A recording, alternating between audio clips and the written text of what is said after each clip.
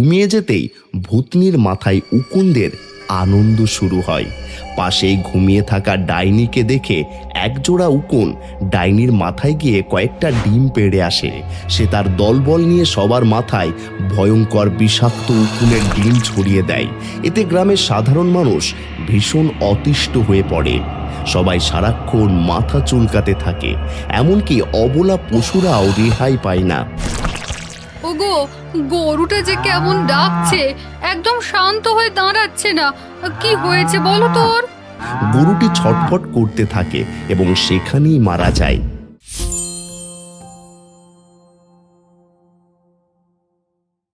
আজ আমার বাড়িতে ভূতনি আসবে। ওর জন্যে ঝাল ঝাল করে তেঁতুলের চাটনি, কোরমা আর পোলাও রান্না করতে হবে। অনেক দিন পর আমার ভূতনি বান্ধবী আমার বাড়িতে বেড়াতে আসবে বলে কথা। এই বলে রূপসী ডাইনি নানা রকম রান্না করতে থাকে। আর এদিকে ভূতনি হাতে করে মিষ্টির হাঁড়ি নিয়ে ডাইনির বাড়ির পথে রওনা হয়। কিন্তু সমস্যা হলো একটাই, ভূতনির মাথা ভর্তি ছিল অসংখ্য উকুন। এই সমস্যার মুখোমুখি তাকে সব সময় হতে হতো। ওরে বাবারে, পথের মাঝেই আবার মাথায় চুলকানি শুরু হলো। একটা ভালো কাজে যাচ্ছি আর তাতেও শান্তি নেই। এই বলে জটা ভূতনি উকুনের যন্ত্রণায় দুই হাতে মাথা চুলকাতে শুরু করে। আর তখনই হাতে থাকা মিষ্টির হাঁড়িটা পড়ে ভেঙে যায়। ও মা, কি কাণ্ড ঘটে গেল গো! এ মিষ্টির হাঁড়িটাই যে ভেঙে গেল। এখন তো আমাকে খালি হাতেই আর রূপসীর বাড়িতে যেতে হবে। এই উকুনের অত্যাচারে আমার জীবনটাই অতিষ্ঠ হয়ে গেছে। এই বলে জটা ভূতনি ভাঙা মন নিয়ে খালি হাতেই রূপসী ডাইনির বাড়িতে যায়। আর এদিকে ডাইনি তার বান্ধবীর জন্য বাড়ির পাশের গাছে উঠে অপেক্ষা করতে থাকে। আরে, ওই তো ভূতনি এসে পড়েছে মনে হচ্ছে। এখান থেকেই তেমন গন্ধ পাচ্ছে। আরে আরে, সত্যি তো, বলতে বলতেই ভূতনি চলে এসেছে। যাই, এখনই নিচে নেমে পড়ি। এই বলে ডাইনি গাছ থেকে লাফিয়ে পড়ল ভূতনির সামনে।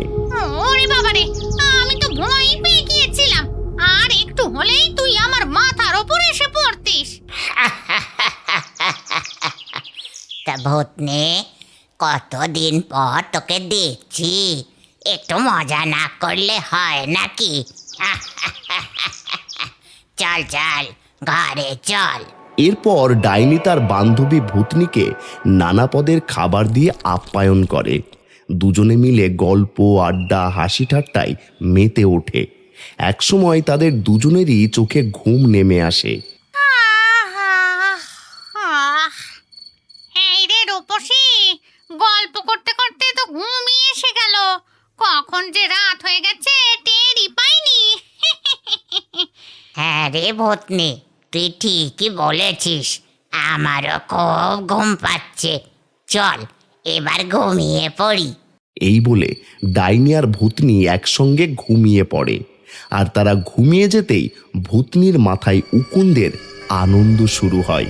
পাশেই ঘুমিয়ে থাকা ডাইনিকে দেখে একজোড়া উকুন ডাইনির মাথায় গিয়ে কয়েকটা ডিম পেড়ে আসে। এরপর সকাল হয়ে যায়। রূপসী, তোর বাড়িতে এসে খুব ভালো সময় কাটলো। এবার আমার যাওয়ার সময় হয়ে এসেছে। আমি তাহলে চলি। এই বলে ভূতনি চলে যায়।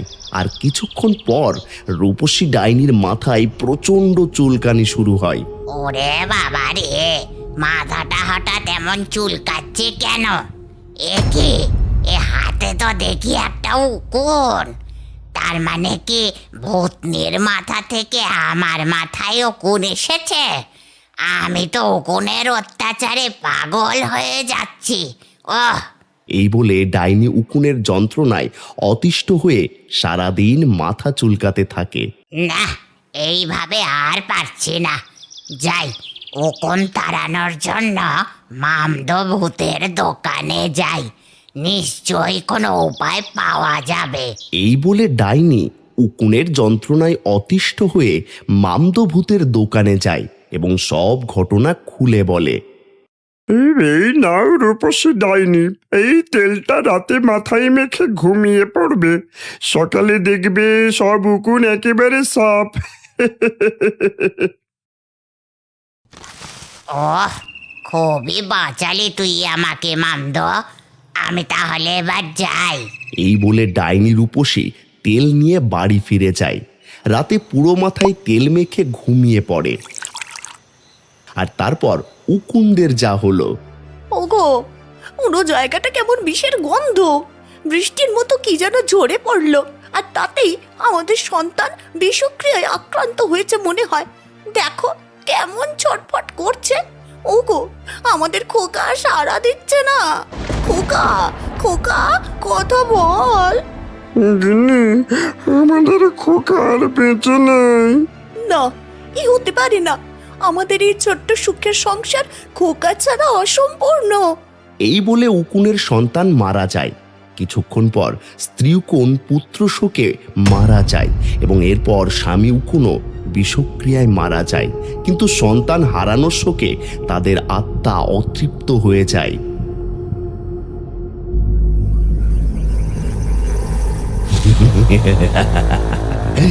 প্রতিশোধ, প্রতিশোধ, এই বলে উকুন ভূত সারা গ্রামে তাণ্ডব চালাতে শুরু করে। সে তার দলবল নিয়ে সবার মাথায় ভয়ঙ্কর বিষাক্ত উকুনের ডিম ছড়িয়ে দেয়। এতে গ্রামের সাধারণ মানুষ ভীষণ অতিষ্ঠ হয়ে পড়ে। সবাই সারাক্ষণ মাথা চুলকাতে থাকে, এমনকি অবলা পশুরাও রেহাই পায় না। ওগো, গরুটা যে কেমন ডাকছে, একদম শান্ত হয়ে দাঁড়াচ্ছে না। কি হয়েছে বলো তোর? গিন্নি, গরুর শরীরেও সেই বিষাক্ত উকুন বসেছে। আমাদের গরুকে শেষমেশ এই রাক্ষসের উকুনের তাণ্ডব থেকে রেহাই পেল না। এই কথা বলতে বলতেই গরুটি ছটফট করতে থাকে এবং সেখানেই মারা যায়। হায় পোড়া কপাল, গ্রামে এ কেমন উকুনের মহামারী শুরু হলো। ওগো, তুমি এখনই গ্রামের কবিরাজের কাছে যাও। যেভাবেই হোক এই রাক্ষসী উকুনের হাত থেকে আমাদের পরিবারকে বাঁচাতে হবে। গরুটারও প্রাণ কেড়ে নিল গো। আমার কাছে এটা কোনো সাধারণ বিষয় মনে হচ্ছে না। গ্রামের সবাই শুধু মাথা চুলকাতেই ব্যস্ত। কত শিশু, কত বৃদ্ধ উকুনের যন্ত্রণায় রক্ত শূন্য হয়ে মারা যাচ্ছে। আমার খুব ভয় হচ্ছে আমাদের এই মেয়েটাকে নিয়ে। শুনেছি কোনো ওষুধেই নাকি কাজ হচ্ছে না।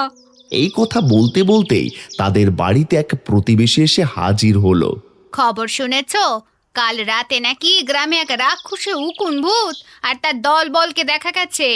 বড় বড় দাঁত, ভয়ঙ্কর চেহারা, দেখলেই রক্ত হিম হয়ে যায়।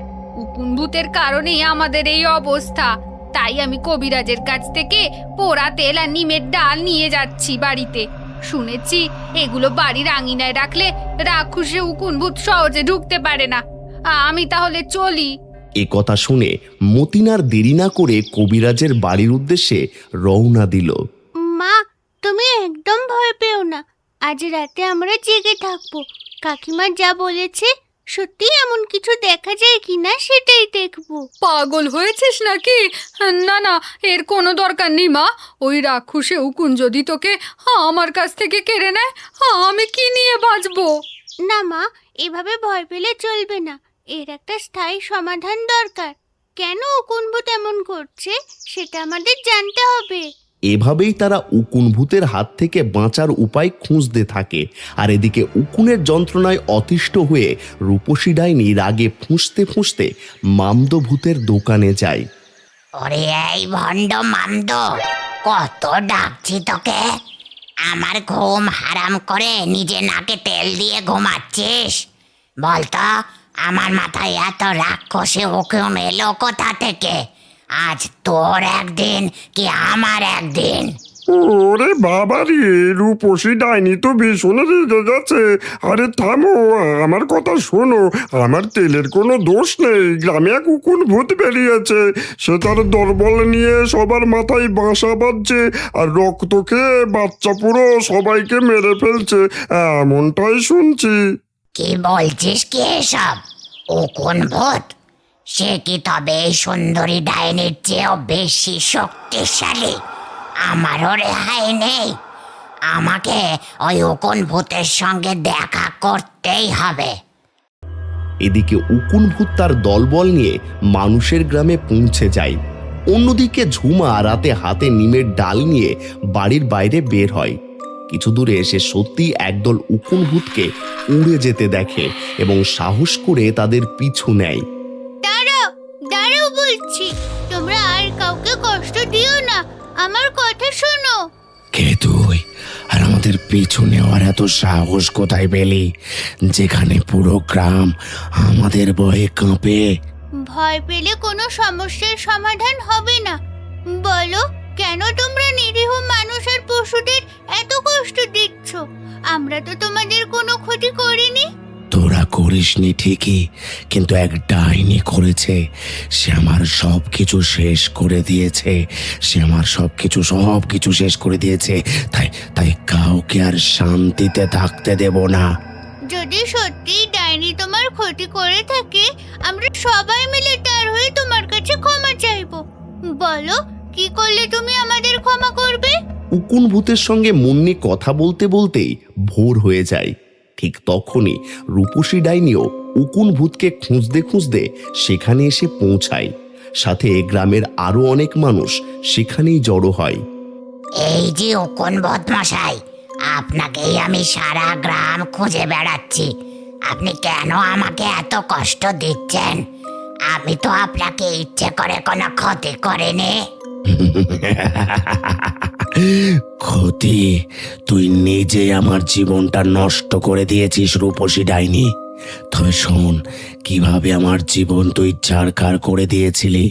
আমার একটা সুখের পরিবার ছিল, আমার স্ত্রীও দুধের সন্তান ছিল, কিন্তু সেই সুখ তোর সইল না। তুই আমাদের মারতে একদিন চুলে বিষ তেল দিয়ে দিলি, আর তারপর সেই বিষ আমার সন্তানের পেটে গিয়ে সে মারা যায়। এরপর আমার প্রিয়তমা স্ত্রী, তারপর আমি। তবে আমি সেদিন থেকে অতৃপ্ত আত্মা হয়ে এই পৃথিবীতে ঘুরে বেড়াচ্ছি প্রতিশোধের আগুনে। কাউকে আমি শান্তিতে থাকতে দেব না, কাউকে না। ও মা, এত কাণ্ড ঘটে গেছে আমারই চুলের ভেতর। আমি তো কিছুই জানি না। আমি আপনার কাছে ক্ষমা চাইছি উকুন ভূত, আমার ভুল হয়েছে। আমি বুঝতে পারিনি আমার কাজের জন্য এমন ভয়ঙ্কর পরিণতি হবে। হ্যাঁ উকুন ভূত, ডাইনি তার ভুল বুঝতে পেরেছে, তাকে ক্ষমা করে দাও। আমাদের মতো নিরীহ মানুষ আর পশুদের কষ্ট দিও না। আচ্ছা, আমি রূপসী ডাইনিকে ক্ষমা করে দিলাম। অপরাধীকে অনুতপ্ত হতে দেখে আজ আমার আত্মার শান্তি পেল। আমি এবার চলে যাচ্ছি। তোমরা সবাই ভালো থেকো, সবাই ভালো থেকো। এই বলে উকুন ভূত তার দলবল নিয়ে হাওয়ায় মিলিয়ে যায়। ডাইনিও সেখান থেকে চলে যায়। দেখলে মা, পৃথিবীর প্রতিটি প্রাণীরই আপনজন থাকে। সে ভালো হোক বা খারাপ, প্রত্যেক জীবই কোনো না কোনো ভালোবাসার বন্ধনে আবদ্ধ।